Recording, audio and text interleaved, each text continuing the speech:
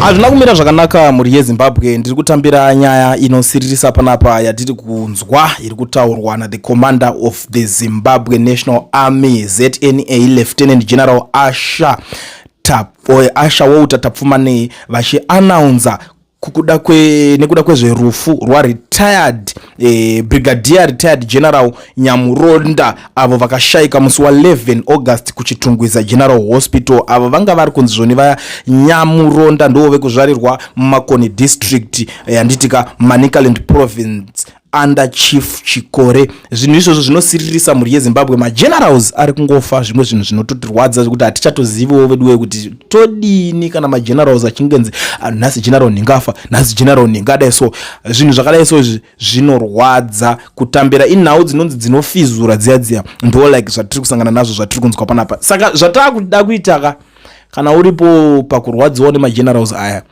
mukana ndiwo uyu ngaushandiswe izvezvi. Ndoda kuti unyore izvezvi mucomment section kuti rest in peace